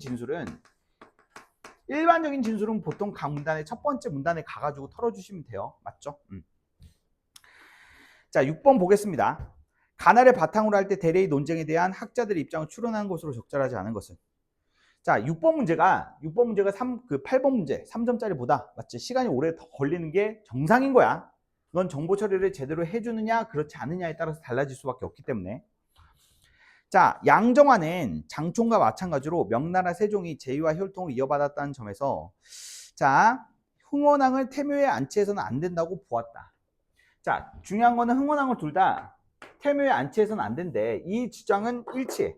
이 주장은 일치하는데 근데 중요한 거는 제위와 혈통을 이어받았다는 점에서 자, 제위와 혈통을 이어받았다는 점은 무슨 정보로 봐야 돼? 제위와 혈통을 이어받았다는 것은 사통 이분의 개념으로 봐야 되겠죠. 맞아요? 그러니까 제위하고 혈통은 어때? 제위하고 혈통에 관련된 정보는 사통 이분의 개념으로 볼 수가 있어. 근데 얘는 어때? 사통 이분이 어때? 적용되진 않아. 계통과 계산은 같은 것으로 보기 때문에. 맞아? 그리고 사통 이분이라는 것은 계통과 계산은 별개의 것이라는 것으로 보는 거야. 무슨 말인지 알겠어? 별개의 것이기 때문에 흥원왕을 어때? 황고로 부를 수 있다라는 거야. 근데 태묘에는 안치할 수 없다라는 것이 뭐냐면 태묘는 이제 황제를 위한 무덤인데 우연치 않게 일치하는 정보라고 볼 수가 있어. 사실은 아버지를 황고라고 부른다는 것은 아버지도 또한 황제의 묘에 안치시킬 수 있다는 논리기는 하거든. 맞아? 근데 태묘까지는 아니더라도 별묘에는 모실 수 있다라는 자 그런 절충안을 이제 보여주는 것이지 태묘는 여기서 예외 정보인 거야 사실은. 자 여기서 이제 사통 이분의 관점에 따르면 아버지 또한 어때 황제의 지위를 가지는 것으로 인식하는 관점인데 우연치 않게 아버지를 태묘에 안치시키지 않는다는 정보 자체는 우연치 않게 일치하는 정보였다는 거야. 맞지? 그래서 얘는 요거에 따라서 자 자기 흥원왕의 혈통은 끊어지고 맞지? 무종의 혈통을 이어받은 것으로 보고 맞지? 무종의 혈통을 이어받은 것으로 보고 그다음에 흥원왕은 어때? 이제 신하가 되는 거지. 얘의 입장에서는 흥원왕은 신하가 되고 자 이제 세종은 요 혈통을 이어받았기 때문에 얘를 이제 황제라고 부르려야 된다라는 거지. 맞지? 그리고 자기 아버지는 어때? 사통 이분에 따라서 이게 끊어졌어. 그렇기 때문에 신하가 되는 거야. 신하가 됐기 때문에 어디에 앉힐 수는 없어. 황제라고 부를 수도 없고 황제에 안치하는 무덤에 앉힐 수도 없다라는 거야. 근데 얘는 그것은 별개야. 맞지? 별개이기 때문에 얘도 뭐가 될 수 있다는 거야? 그렇지. 내가 황제면 얘는 황제 아버지가 될 수 있다는 거야. 그렇기 때문에 황제를 부를 수 있는 명칭이 황고를 쓸 수 있다는 거고. 맞아? 다만 이 논리에 따르면 태묘를 쓸 수가 있어야 되는 건데 태묘를 쓰지 못한다는 것은 그냥 우연치 않게 나온 정보. 맞지? 원래는 태묘를 쓸 수 있어야 돼. 이 논리에 따르면. 대신에 태묘까지는 그렇고 별묘를 좀 쓰자 뭐 이런 식으로 이제 나오고 있죠. 그래서 요것 때문에 이제 문제가 나왔다라고 볼 수가 있을 것 같아요. 우연치 않게 일치하는 정보. 그러니까 논리 관계는 반대인데 우연치 않게 일치하는 이 정보 때문에 두 개를 비교하는 선지를 답으로 구성을 했다. 자, 2번 볼게요. 장총은 정약용과 달리 명나라 세종이 무종의 제위를 이어받은 경우처럼 개통이 개사를 전제로 해야 할 필요는 없다고 보았다. 자, 여기서 보시면 정약용, 장총은 자, 사통이분을 자, 개통은 개사로 개통이 개사를 전제로 해야만 할 필요는 없다고 했는데 자, 근데 정약용은 어때요? 정약용은 자, 얘는 형종제급을 인정하고 이제 사통 이분을 이제 비판했다고 했죠. 맞나요? 자, 그리고 3번 모기령은 양정화와 달리 명나라 세종이 무종의 사촌 동생이라는 점에서 황제의 제위를 이어받을 근거가 부족하다고 보았다. 자, 모기령은 형종제급에 해당되지 않는 정보이기 때문에 판단할 수 있고, 자, 모기령은 정량과 마찬가지로 존칭과 개통이 병존할 수 있다. 존칭과 개통이 병존할 수 있다. 병존할 수 있다. 자, 요건 이제 공통점에 대해서 진술한 거라고 볼 수가 있고, 5번 정약용은 모기령과 달리 명나라 세종이 무종의 제위를 정당하게 개성한 것에 대한 근거를 형종제급의 원리에서 찾을 수 있다고 보았다. 얘는 형종제급을 인정하지 않았는데 얘는 형종제급을 인정했으니까 이렇게 이제 비교할 수가 있을 것 같아요. 자, 그래서 각 철학자들의 입장이 요렇게까지는 아니더라도 요 해당 키워드가 되는 부분들 있죠. 해당 키워드가 되는 부분들. 요런 부분들은 우리가 독해하는 과정에서 구조화시키면서 충분히 읽을 수는 있었다. 맞지? 그래서 너희들이 이 글을 내 구조도를 참고하지 말고 너희들이 따로 이제 그 구조도를 한번 그려보는 과정에서 걸렸던 시간들을 한번 체크를 해봐. 그래서 너희들이 처음에 이 지문을 풀었던 지문을 이해하는 시간과 비교를 해가지고 차라리 구조도를 정리를 하면서 독해를 하는 것이 시간이 좀 더 세이브 된다라고 판단이 되면은 구조도를 그리면서 이렇게 하라고. 나는 그냥 존나 설명을 하면서 하니까 오래 걸리는 거지, 당연히. 하나하나 설명을 하면서. 내가 이제 그 지문 문제 이걸 구조도 그리면서 할 때 이걸 뭐 설명을 하면서 하겠니? 스스로에게 막 아니겠지. 키워드만 따다다다 하면서 하겠지. 맞지? 자, 3번 기회애송에 대한 이해로 가장 적절한 것은, 자, 송시열은 자 1년복에 관련된 입장이죠. 맞죠? 송시열은 1년복.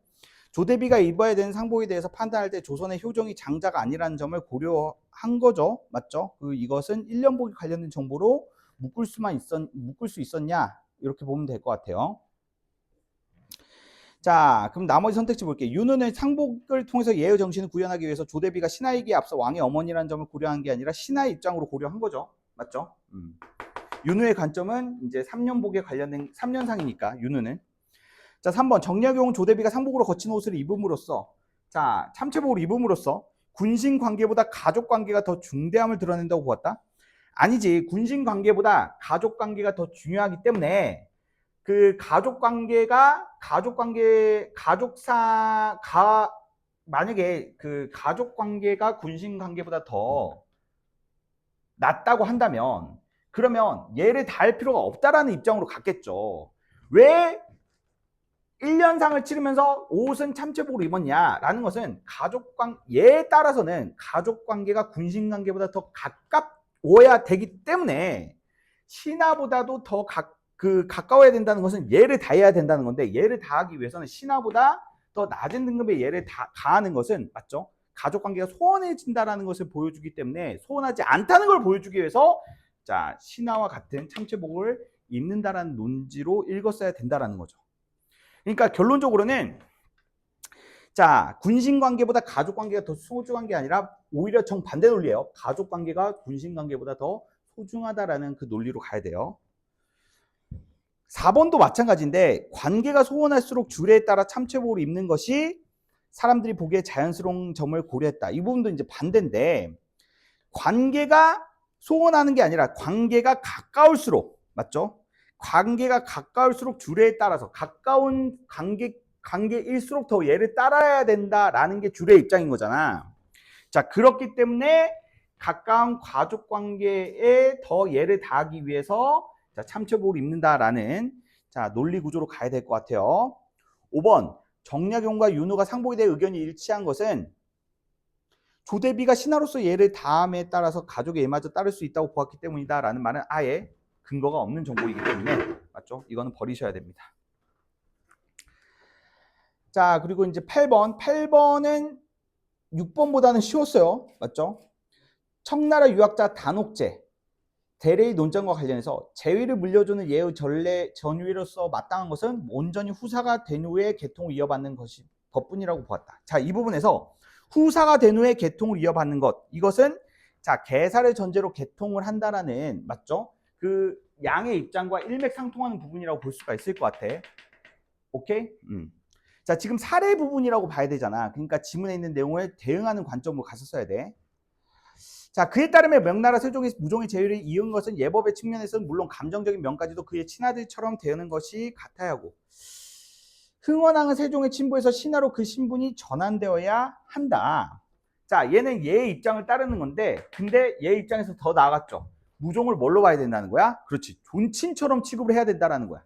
맞아? 무종을 아예 진짜 친아버지처럼 취급을 해야 된다는 거야. 그러니까 얘의 입장을 따르는데 얘보다 더 어때? 더 나아간 입장이라고 볼 수가 있는 거예요. 단옥제의 이런 주장은 존친과 계통이 혼재된 상황에서 존친보다 계통을 우선시해야 한다는 입장과 근본적으로 다르다. 단옥제는 존친과 계통이 사회 전체적으로 어느 한쪽에 치우치지 않고 균형을 이루는 것이 중요하다고 여기고, 제위를 이어받는 상황에서 나타날 수 있는 모순을 근원적으로 없애기 위해서 애초에 뭐야? 존친을 계통과 일치시키려고 한다라는 거죠. 무슨 말인지 알겠어? 존친과 계통을 완전히 그냥 일치시키려고 하는 시도를 이제 보여줬다는 거야. 아예 이런 식의 논란을 피하기 위해서. 자, 어차피 부정 발문이기 때문에 하나하나 보셔야 됩니다. 자, 계통이 계사를 전제로 성립한다는 양정화 입장 맞죠? 자, 그것은 두 번째 줄에서 확인해 볼 수 있어요. 계통을 위해서는 계사가 먼저 이루어져야 한다는 그 단옥제 입장과 맞죠? 상충하지 않는군. 자, 앞부분에서 계통 계사로 전제로 성립한다는 말은 공통점에 해당되는 정보로서 이미 선파악이 됐었어야만 해요. 애초에. 알겠어? 자, 2번 명나라 세종이 흥원왕을 황고라고 부를 수 있는 장총의 입장은, 자, 장총은 흥원왕, 자기 아버지를 황고라고 부르는 입장은 제위를 이뤄받는 상황에서 나타날 수 있는 모순을 없애려고 하는 단옥제 입장과 상충을 하는 거예요. 단옥제 입장은 어때? 단옥제 입장은, 자, 이게 기본적으로 양의 입장을 따라가는 건데, 양의 입장을 따라가는 계통은 계사를 전제로 성립하는 건데, 애초에 계통을 어떻게 보는 거야? 계통을 아예 존친으로 보는 거야. 즉 자기가 이어받는 계승을 자기의 친아버지처럼 생각을 하기 때문에 존친과 계통을 같게 보는 거잖아. 애초에. 그래가지고 애초에 그 흥원왕은 뭐가 되는 거야? 그냥 신하가 돼버리는 거야. 알겠어? 얘는 생물학적인 아버지지만 이게 이루어지는 순간 얘는 더 이상 아버지로서 지위를 잃게 되는 거야. 그래서 애초에 이런 논란 자체를 자기 친부를 친부가 아니게끔 관계를 끊어버리는 거야. 그러면 애초에 이 자기의 친부에 대한 예를 어떻게 해야 되느냐, 효를 어떻게 해야 되느냐를 생각해야 되는 그런 모순거리가 아예 사라진다는 거지. 맞지? 뭐 극단적으로 문제를 해결하는 입장이라고 볼 수가 있을 것 같아요. 근데 얘 입장은 어때? 얘 입장은 오히려 그렇지, 흥원왕에 대한 효를 이제 얘는 사통 이분을 이제 주장한 입장으로서 효를 충보다 더 우선시하여 여기는 입장이기 때문에 얘의 입장은 지금 보기의 입장과 완전히 상충될 수밖에 없죠. 맞아요? 서로 상충한다는 건 반대된다는 말이야. 명나라 세종이 무종을 아버지로 받들면서 친부를 별묘로 추존해야 한다는 모기령의 입장은 요거 말하는 거예요. 자, 전 위례에 따라 무종의 친아들처럼 되어야 한다는 단옥제의 입장과 상충하는군. 자, 전위례는 친부를 어때? 친부와 관계를 끊어야 된다고 했어. 근데 모기령은 어때? 친부와의 관계를 끊지 않고 친부를 모시는 존친과 계통은 별개이기 때문에 친부도 모시고, 자, 황제의 제위도 받고, 맞지? 두 개를 절충하는 입장이었잖아. 그럼 절충하는 입장이었는데 친부와의 관계를 끊어야 된다라는 단옥제 입장과는 상충, 서로 반대되는 입장이라고 봐야 되겠지. 4번 명나라 세존이 존친과 계통을 병존하여 짊어져야 된다는 모기령의 입장은 맞죠? 자, 모기령의 입장은 기존 혈연 관계를 단절해야 존친과 계통의 균형을 이룰 수 있다는 단옥제 입장과 어떻게 해야 돼? 상충해야죠. 맞나요? 이거는 4번 선택지는 3번 선택지의 내용과 상충하기 때문에 4번을 고르지 않으셨으면 3번으로 갔어야 되고, 맞지? 그래야 된다는 거야. 그러니까 3, 4번의 논리가 완전히 정반대야. 정반대이기 때문에, 자, 틀리더라도 3번을 골랐어야 된다. 맞지? 자, 넘어갑시다.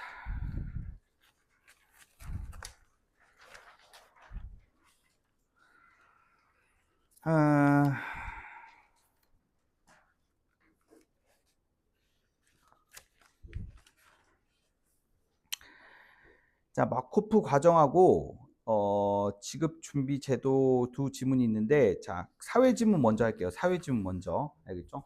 사회 지문 먼저 하고, 오늘 타임 어택 해야 돼가지고, 자, 오늘 타임 어택 해야 돼가지고, 일단 사회 지문 먼저 하고, 시간은 8시 10분 되면 일단 종료하고 못하는 지문이 있으면은 목요일 날 더 이어서 하도록 하겠습니다. 자, 지급 준비 제도 개념, 지급 준비 제도 보도록 하겠습니다. 자, 이것도 연계 지문인데,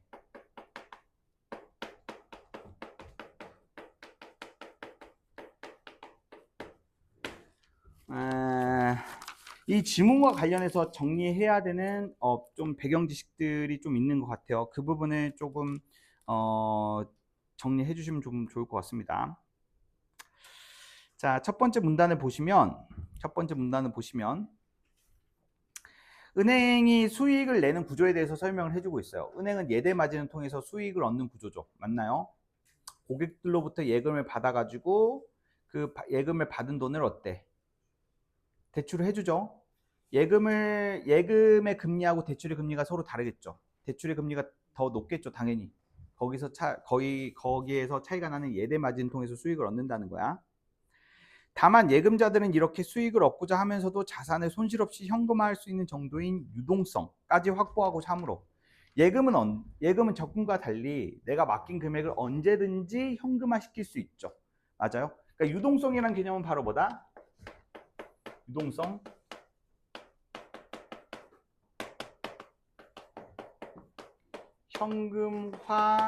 현금화 가능성을 말하는 거야. 그러니까 유동성이 높다는 것은 그만큼 현금화 가능성이 높다는 것을 의미하는 거겠죠. 자, 은행은 예금자들의 자금 인출에 대비해야 한다. 은행은 투자 기간 내에 각 예금자의 인출 여부를 알 수가 없으나 확률을 토대로 그 발생 건수를 알 수가 있다. 확률적으로 알 수가 있다는 거죠. 이런 점을 고려해서 은행은 무엇을 준비해야 된다? 그렇지. 지급 준비 제도를 가져야 된다.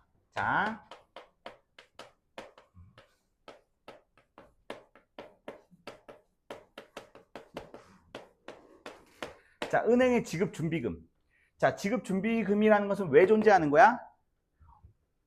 유동성을 확보하려는 고객이 그 유동성을 확보하기 위해서 은행에다 돈을 인출하는 일들을 이제 은행에게 요구할 건데, 근데 은행은 언제든지 유동성을 확보하려는 고객의 요청에 이제 응대를 해야 되므로, 맞지? 항상 일정 부분의 현금을 가지고 있어야 된다라는 거야. 무슨 말인지 알겠어?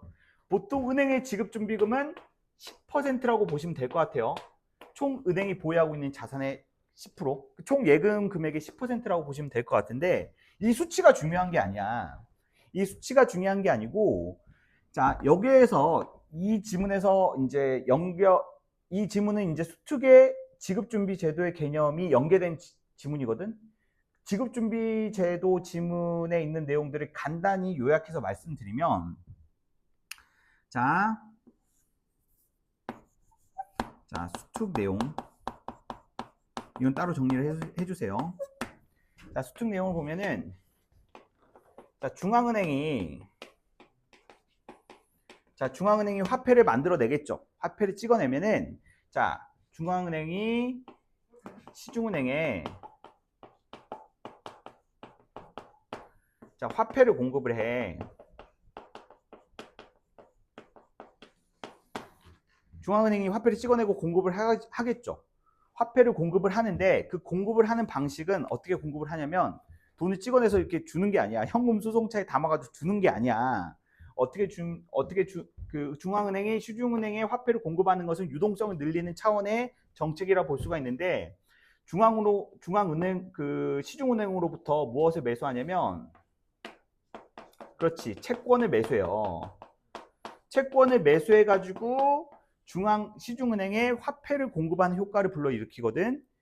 왜 채권을 매수하면은 중앙은행에 그 화폐가 공급이 될까? 이거는 기출됐던 지문의 내용입니다. 여기서 채권은 무슨 채권이냐면 악성 채권을 매수하는 거야. 악성 채권을 매수한다는 것은 무슨 말이야? 신용 불량이 난 채권들을 매수해 준다는 거야. 은행이 대출을 해주면, 기업에 대출을 해주면 대출 채권을 갖고 있겠죠. 근데 정상적인 기업이면은 그 대출 채권을 갚을 거야. 근데 못 갚고 망하는 기업이 생기겠지. 그러면 은행이 그러면 그 망한 기업에 대해서 가지고 있는 채권은 뭐가 되는 거야? 악성 채권, 부실 채권이 되는 거야. 그런 채권이 많으면 은행은 부실해지겠죠. 맞아? 그러면 정부에서는 어때? 애초에 그 자산은 은행이 가졌어야 되는 자산이야. 그러니까 그것을 구매를 해주는 거야. 무슨 말인지 알겠어? 구매를 해주면 시중은행은 어떻게 되는 거야? 원래 못 받아가지고 대출 상각. 상각이란 건 태워버려야 돼. 맞지? 태워버려야 되는 채권을 정부가 대신 구매해주니까 그 채권 금액에 대한 현금 유동성이 생기지. 그만큼 또 그 금액을 가지고 대출을 해줄 수 있다는 거야. 무슨 말인지 알겠어? 그래서 시중은행이 보유하고 있는 그 악성 채권을 사들여 주면서 중앙은행이 시중은행에게 화폐를 공급하는 그런 효과가 있는데, 중요한 거는 이제 시중은행이 중앙으로부터 예를 들어서 1억 원의 금액을 이렇게 공급을 받았어. 그러면 1억 원의 금액에서 지급준비금을 제외한 나머지 금액들, 지급준비금을 제외한 나머지 금액을 어떻게 해주는 거야? 대출 재원으로 사용을 한다는 거야. 무슨 말인지 알겠어? 이 대출 재원으로 사용을 하고, 그렇다면 이 X억 원의 금액이, 자, 지급준비금이 10%라고 해보자. 자, 지급준비금이 10%라고 한다면 대출 재원은 9천이겠지. 자, 9천의 금액은 어떻게 되겠어? 시중에서 이제 유통이 되겠지, 사용이 되겠지. 이 사용이 되고 이 금액은 다시 어디로 들어가게 되냐면 결국에는 은행으로 다시 들어와. 무슨 말인지 알겠어? 그러니까 이 기업이 이제 9천을 가지고 사업을 하든 뭐라든 해가지고 이 금액들이 이제 시중을 돌다가 다시 은행으로 돌아와. 은행으로 돌아오면 은행은 또 9천만 원의 예금을 받게 되지. 그럼 여기서 또 지급준비금이 10%를 빼고 어때? 이 Y억 원을 계속 대출을 해주는 거야. 계속 10%에 해당되는 지급준비금만 제외하고, 이론적으로 보면 그렇다는 거야. 이론적으로 보면은 원래 은행이 지급받았던 1억보다 몇 배 많은 금액이 총 유통되는 화폐의 양이, 그러니까 총 지급받은 금액은 1억 원인데 시중에 총 유통되는 금액은 몇 배가 될까? 몇십 배가 된다고? 아니야, 계속 금액은 줄어들어. 10%씩 줄어들어. 즉 10배가 된다는 거야. 무슨 말인지 알겠어? 그래서 여기서 이제 통화승수라는 개념이 나오거든. 통화승수. 자, 수특에 나왔던 개념은 통화승수의 개념이야. 통화승수는 최초의 중앙은행이 시중은행으로부터 공급한 금액 있지. 중앙은행이 시중은행에게 공급한 화폐에, 자, 공급한 화폐와 곱하기 통화승수는 시중 총 유통 화폐량이 되는 거야. 오케이? 여기서 통화승수는 지급준비금의 역수의 개념을 가집니다. 지급준비금이 10%니까 뭐야? 10분의 1이지. 이것의 역수를 취하면 10이 되는 거야. 그게 통화승수가 되는 거야. 무슨 말인지 알겠어? 자, 이게 이제 수특의 내용이고요. 이게 수특의 내용이고요. 여튼지 간에 여기서 여기서 연계된 개념은 뭐밖에 없어? 지급준비금 개념밖에 없어. 무슨 말인지 알겠어? 언제든지 예금자가 현금이 필요할 때 그 유동성을 제공해 주기 위해서 항상 그 본인이 가지고 있는 총 예금 금액의 일정 부분을 현금으로 가지고 있어야 되는 제도가 바로 지급준비 제도야. 자, 지급준비 제도에 관련해서 두 번째 문단에서 언급되는 핵심적인 개념들을 한번 봅시다. 이 지문에서는 뱅크런 맞죠? 이 뱅크런의 개념이 언급되고 있는데, 이 뱅크런을 효율적인 뱅크런과 그리고 비효율적인 뱅크런, 자, 이 두 개의 개념으로 좀 설명을 해주고 있어. 맞지? 자, 뱅크런의 첫 번째, 자, 대공황 시기까지 맞지? 대공황 시기까지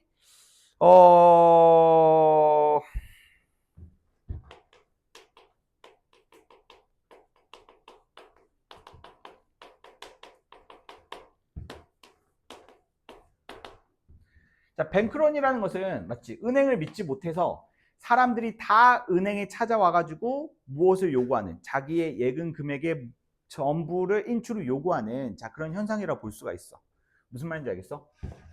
그러니까 일종의 그런 사태라고 볼 수 있지. 브레턴 우즈 체제의 붕괴 과정에서 보면은 이 전 세계적인 뱅크런 사태가 나타났기 때문에 브레턴 우즈 체제가 멸망이 된 거야. 맞지? 브레턴 우즈 체제에서는 미국이 보유하고 있는 금에 해당되는 양만큼 달러를 고정 비율로 찍어내 가지고 이 달러를 기축통화로 사용하는 체제였잖아. 무슨 말인지 알겠어? 그래서 전 세계적으로 뭐가 많아졌어? 달러의 공급량이 많아져서 미국이 수입 위주 정책을 펼쳐가지고, 맞지? 그래가지고 전 세계적으로 달러가 너무 과잉 공급돼가지고 그 전 세계적으로 각국은 너무나 자신들이 딱 봐도 계산하기에 미국이 지금 지들이 보유하고 있는 달러보다 금보다 더 많은 달러를 찍어냈다라고 생각을 해서, 자, 그때 당시에 미국은 세계의 중앙은행의 역할을 하고 있었어.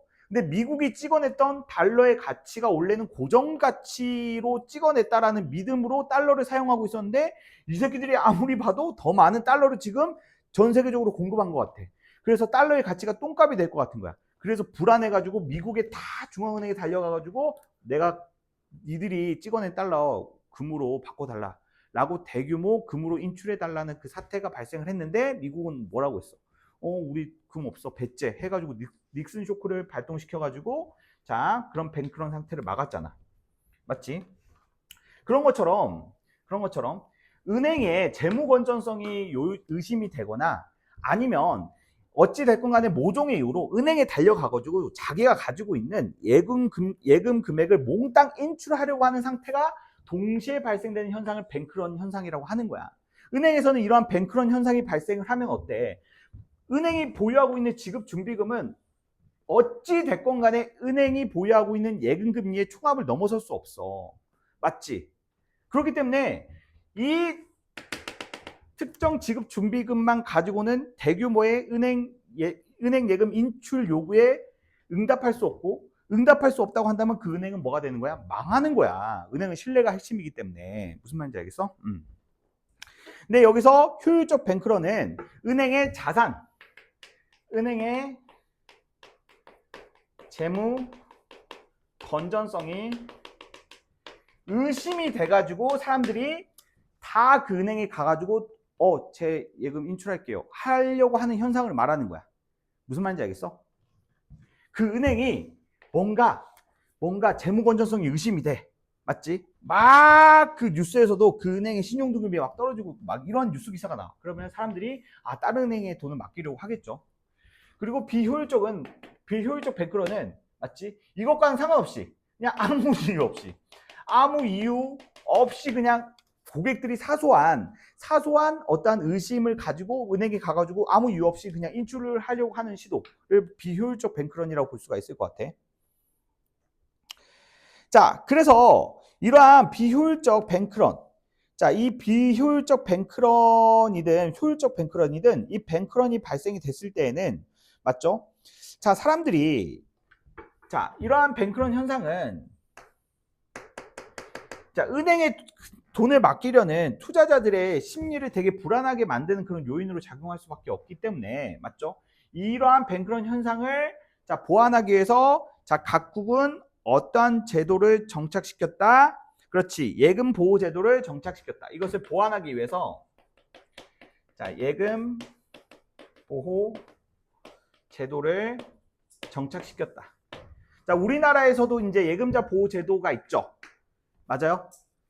예금자 보호 제도에 따르면 저축은행에 맡긴 금액의 5천만 원까지의 예금은 어때? 그 은행이 망하더라도 정부가 보증을 해주는 거야. 무슨 말인지 알겠어? 이러한 뱅크런 사태로 은행이 어때? 지금 지급 준비금을 일정 수준을 유지하지 못하는 그러한 현상을 겪게 되잖아. 그러니까 정부에서도 자, 이런 그 뱅크런 사태를 예방을 하기 위해서 사람들이 너무나 아무런 이유 없이, 그러니까 효율적 뱅크런은 어쩔 수가 없어. 근데 이제 비효율적 뱅크런은 좀 막아야 되겠지. 맞지?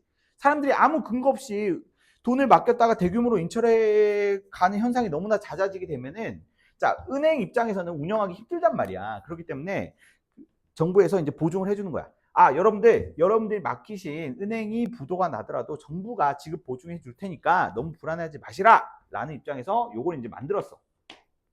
자, 요걸 만들었는데, 근데 이것에 대해 이 제도가 오히려 어때? 문제를 발생시켰어.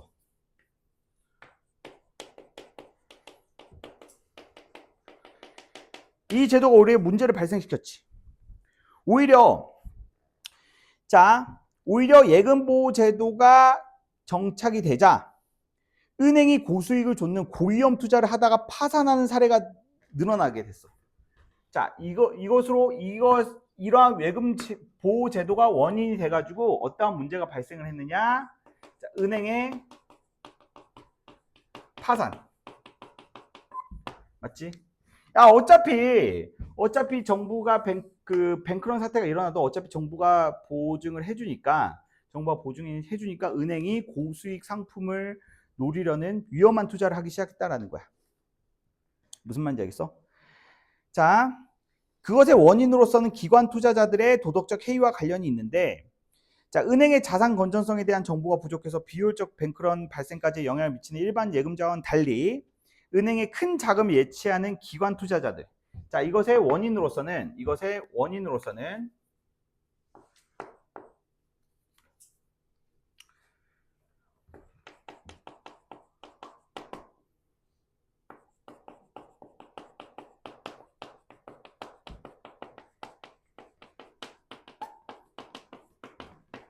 자, 기관 투자자들의 은행에 대한 감시가 부재했기 때문이라고 볼 수가 있는데, 일반 사람들이 그 은행에 돈을 맡겨봤자 얼마나 많이 맡기겠니? 근데 기관 투자자들은 금액 단위가 막 수백억 단위가 되는 거야.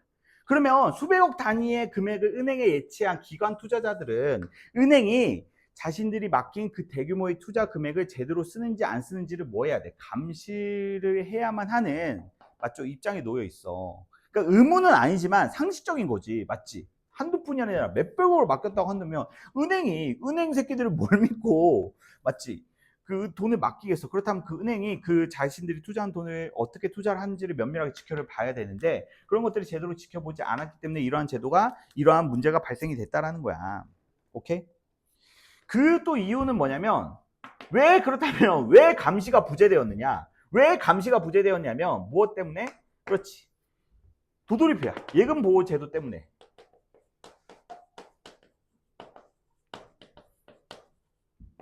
어차피 은행이 망해도 정부가 어때? 우리 자신들이 투자한 돈을 정부가 보상을 해줄 거라는 그 믿음 때문에, 암묵적인 믿음 때문에 은행이 어때? 내가 맡긴 그 기관 투자자들이 맡긴 거액의 돈을 가지고 개판을 치더라도 어차피 니들이 망해도 정부가 보상해주면 그만이라는 생각 때문에 감시를 이제 소홀히 했다라는 거죠. 그러니까 이런 상황에서 누구만 손해를 보게 되는 거야? 정부만 손해를 보게 되는 거야. 자, 그래서 이것에 대해서 이것에 대해서 이런 문제를 보완하기 위해서, 자, 정부의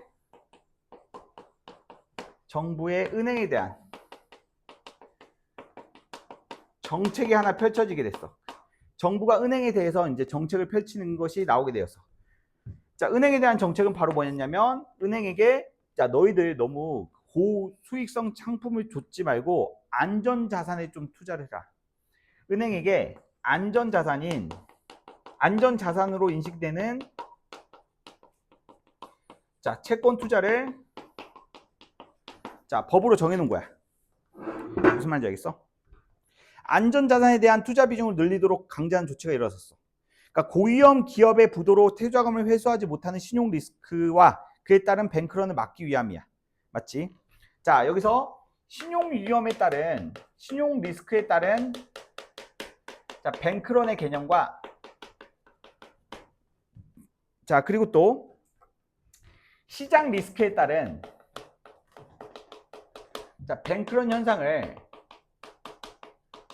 자, 구분해서 좀 독해를 해주셔야 됐었는데, 자, 신용 리스크에 따른 뱅크런 같은 경우에는, 맞지? 앞에서 언급됐던 요 개념이야. 맞아? 앞에서 언급됐던 은행이 입장에서 은행이 고수익 상품을 투자하다가 생긴 리스크라고 볼 수가 있어. 맞지? 하이 리스크 하이 리턴이잖아. 은행이 고수익 상품을 투자하려다가 맞지? 그 말 그대로 투자는 원금 회복 가능성이 없을 수가 있죠. 그래가지고 망하게 되는 경우 생기는 리스크. 그러면은 은행 그 고객 입장에서 어때? 아, 우리 내가 투자하던 은행이 망했다라고 생각이 돼가지고 대규모 그 예금 인출 시도를 할 수가 있겠죠. 자, 그다음에 이제 시장 리스크에 따른 뱅크런이 있는데 시장 리스크에 따른 뱅크런은 은행이 투자한 안전자산의 가격, 즉 이것은 은행이 투자한 채권의 가격 변동에 따른 리스크라고 볼 수가 있어. 자, 이 개념 정리하셔야 돼요.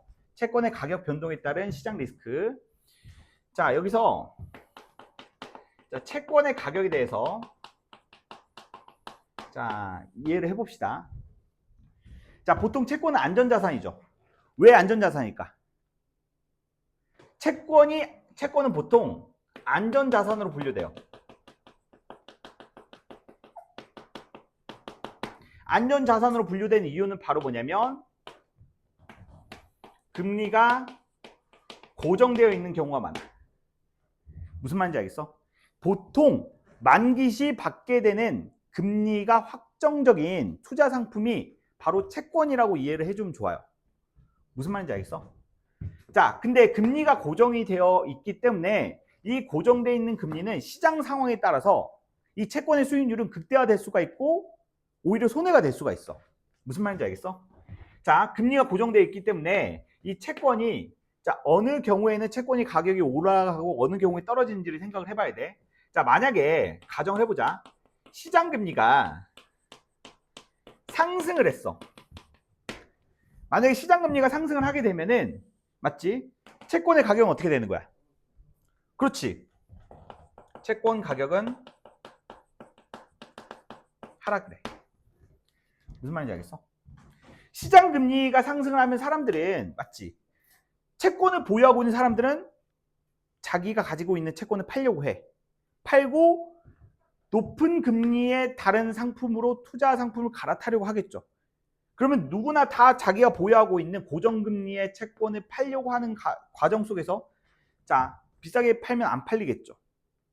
계속 가격을 낮추는 과정 속에서 채권의 가격이 떨어진다는 거야. 반대로 시장 금리가 하락하면은 자, 채권의 가격이 상승을 하겠죠. 그렇다면 시장 금리가 상승할 수밖에 없는 그 외적인 요건들에 의해서 발생되는 자, 리스크가 바로 무엇이다? 시장 리스크다. 왜냐하면 이러한 예금 보호 제도가 정착된 이후에 발생되는 요 문제점의 스노우볼 효과로서 정부가 은행에게 요구한 것은 야, 너희들 이 새끼들아, 우리가 보장해 주는 것도 한계가 있어. 제발 안전자산에 투자해라. 채권 같은 거, 라이크 채권. 맞아? 채권 같은 거 투자를 해라. 맞아? 니들이 은행이지 투자회사야? 니들이 모건 스탠리야? 니들이 뭐 하면서 정부가 은행에 가이드라인 적어준 게 제발 채권과 같은 안전자산에 투자를 해라 라고 가이드라인을 줬는데 근데 채권 또한 무슨 리스크가 있어? 시장 리스크가 있다는 거야. 이러한 것에 따른. 맞지? 자, 그러면은 우리가 여기 이것도 이제 정리를 해봐야 돼. 그러면 시장금리 상승에 관련된 정보값들은 뭐가 있을까? 어떤 것들이 시장금리 상승의 원인이 될 수 있을까? 시장금리 상승의 원인이 될 수 있는 것들. 어떤 거? 통화 공급량이 줄어들게 되는 경우. 맞아? 시중의 통화 공급량이 줄어들게 되는 경우 시장 금리는 상승을 해요. 맞죠? 자, 그리고 또 물가가 올라가는 경우 떨어지는 경우. 그 원인 정보로서 보는 거야. 물가가 올라가는 경우. 그러니까 물가가 올라가는 경우 물가 상승을 잡기 위해서 화폐 가치를 상승시킵니다. 그러니까 시장 금리는 이자를 말하는 거고 이자라는 것은 돈의 가치, 화폐 가치를 의미하는 것이기 때문에 물가가 오르면 이 물가를 잡기 위해서 시장 금리를 상승시켜요. 무슨 말인지 알겠어요? 이건 기출에서 나왔던 개념이기 때문에 알아두시면 될 것 같아요. 뭐 이러한 리스크 이러한 시장의 상황의 변동에 따라서 채권의 가격이 떨어짐으로써 채권을 요거 때문에 요 정부의 정책 때문에 많이 보유할 수밖에 없었던 은행이 자 손해를 봄으로써 자 재무 건전성이 악화되면서 고객이 불안함을 느끼면서 이 은행 안 되겠네라고 해서 뱅크런을 시도하는 게 시장 리스크에 따른 뱅크런이라는 거야. 오케이? 자, 요 정도 개념 좀 보면 될 것 같아요. 자, 14번의 답은 2번이죠. 자, 14번의 답은 어렵지 않게 찾을 수가 있을 것 같은데, 자, 3번하고 5번의 근거를 따는 게 더 중요할 것 같아요. 은행이 예금 중에 일부분만을 지급 준비금으로 남겨두는 이유는 바로 뱅크런 사태를 예방하기 위해서저겠죠. 자, 그리고 5번. 은행이 오늘날 국채와 같은 자산을 시장 가격 기준으로 평가해야 되는 이유는 바로 무엇일까? 결국 채권은 무슨 가격을 따라갈 수밖에 없다라는 입장이에요. 그렇지. 채권은 여기서 알 수 있는 것은 채권의 수익률은 자, 시장 금리를 자, 따라가게 되어 있다. 무슨 말인지 알겠어? 그러니까 채권의 수익률은 고정되어 있는데 고정되어 있기 때문에 실제 거래되는 가격은 변동이 있을 수밖에 없어. 무슨 말인지 알겠어? 자, 이 지문과 관련해서 사회 01번 채권의 수익률에 관련된 지문 꼭 한번 읽어보시기 바랍니다. 알겠죠? 그 지문 되게 중요해요. 채권의 수익률은 무조건 시장금리와 같아질 수밖에 없다. 자, 그 다음 15번 볼게. 자, 윗글을 바탕으로 추론한 내용으로 가장 적절한 것은 자, 1번이 바로 답이었는데 나머지 선택지들을 한번 보자. 자, 부분 지급 준비 제도 하에서 은행의 지급 준비금은 각 예금자의 자금 인출 계획에 따라서 정해진다. 자, 각 예금자의 자금 인출 계획에 따라서 정해지는 것이 아니라 중간에 보시면은 첫 번째 문단에 보시면 예금의 인출 여부를 알 수는 없으나 확률을 토대로 그 발생 건수를 예측할 수 있다라고 되어 있죠. 그러니까 확률적 예측을 통해 가지고 확률적 예측을 통해서 지금 예금자들이 얼마만큼 돈을 이 시기에 인출을 해가겠다라고 예측을 해가지고 그 금액을 정한다는 거야. 보통 10%고. 은행은 뱅크런에 의한 파산을 막기 위해 은행의 투자 기간 내에 이루어지는 은행 예금 인출을 제한한다. 이런 정보는 없었어요, 아예. 자, 4번 기관 투자자들에 의해서 나타나는 감시 효과는 일반 예금자들에게 은행의 자산 건전성 정보를 제공하는 효과이기도 하다. 그럴듯하지만 이것도 없는 정보였어요.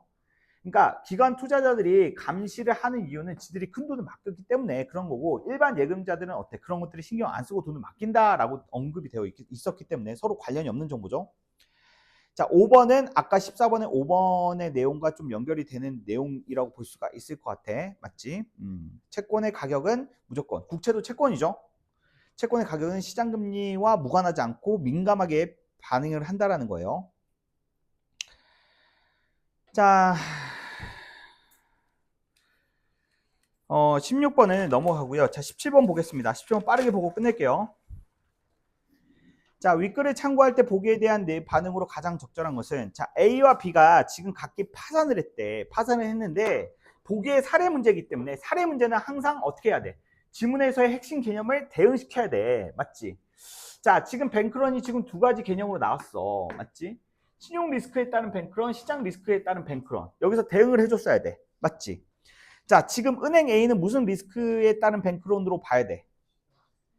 그렇지. 이거는 시장 리스크에 따른 뱅크론으로 봐야 돼. 왜냐면 얘는 금리를 고정해 둔 국채의 투자 비중이 높았다라고 했잖아. 맞지? 그러면 채권의 가격 변동에 따른 시장 리스크에 따른 뱅크론이 나타났다는 거네. 그러면 전제 조건으로서는 어때? 시장 금리가 상승을 하는 전제 조건이 문제에 나와 있어야 돼. 보기에 나와 있어야 된다고. 근데 그 정보 확인하면 이제 끝나는 거야. 됐어?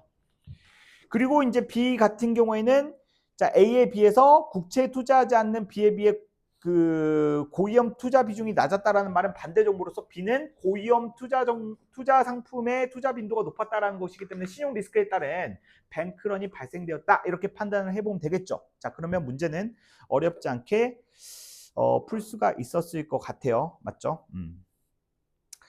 자, 여기까지 하겠습니다. 여기까지 하고요.